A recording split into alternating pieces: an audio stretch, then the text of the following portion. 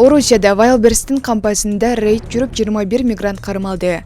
Миграция кызматынын жана укук коргоо органдарынын кызматкерлери Москва районунун Электросталь шаарындагы Wildberries кампасында жумушчулардын документтерин текшерип жатышат. Электростальдагы Wildberries кампасында миграция кызматынын жана укук коргоо органдарынын ишинин алкагында аткаруучулардын документтери текшерилүүдө деп билдирди базадан. База Telegram каналы билдиргендей, кызматкерлердин паспорттары, миграция карталары, жашоого уруксаты, убактылуу жашоого уруксаты жана аскердик билеттери текшерилет. Жана ошондой эле 21 адам кармалган. Маштын маалыматы боюнча 5000дей кызматкер текшерилген. Маалымат бак Сереп Медиа. Qanday chechim chiqdi?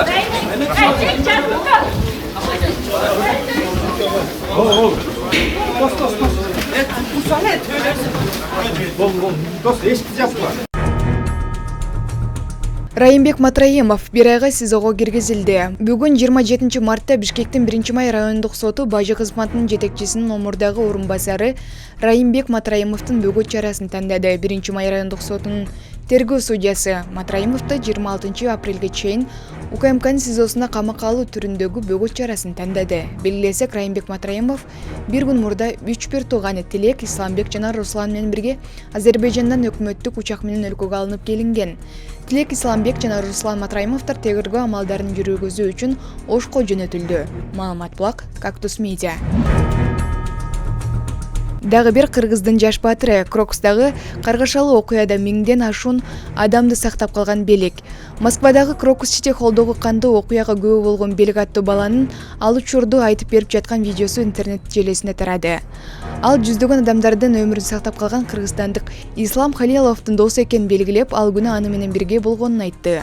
Ал Крокус Сити холдун концерттик залындагы гардеробто иштегенин билдирген. Гардеробто 1500ден 2000 чейин адам болгон. Алардын баардыгын кеңеш берип эшикке чыгарган соң акырында өзүм чыктым дейт белек. Буга чейин каргашалуу окуяда 100ден ашуун адамдардын аман калышына себепчи болгон кыргызстандык Ислам аттуу өспүрүмдүн аты аталган. Ал эрдик үчүн Орусиянын муфтийи Равиль Гайнутдиндин сыйлыгын татыган. Мындан тышкары орусиялык ырчы Моргенштерн өзүнүн социалдык тармактагы баракчасы аркылуу Исламга 1 миллион рубль сыйлык бергенин жарыялаган. Эске салсак, Москвадагы Крокус Сити холл концерттик залындагы теракт 22 марттын кечинде орун алган. Маалымат булак Супер KJ. Каргашалуу окуяда ошо Крокус Сити болгон күндү бир кичине кыскача маалымат бересиң. 22 март 2024 мен ишке келдим. Саат 8ге жакын мен автоматтын звуктарын уктум, выстрелы. Биринчи нолончун жокмун, анан кийин через 1-2 секунддан кийин өчүн баштадым бардык обстоятельстваны. Мен адамдарга кичинен таштай айткандай аракет кылдым, бирок адамдар мени уккан жок. Мен адамдарга кыйкырышка туура келди. Гардеробдо 1,5 миң адам бар болчу. Ошол баардыгын служебный фотко узатып, калган адамдарга дагы совет берип, баардыгын узатып, жонуй фотко, анан кийин акырында өзүм чыктым. Айтсам, белек, ислам менен чогуу иштегенсиң, ал ислам менен чогуу болбосуңарбы? Гардеробдо? Ислам менен чогуу иштеп, чогуу болгонбуз. Ислам менен 5-6 жыл таанышпыз. Ислам менен отношения дос катары жакшы.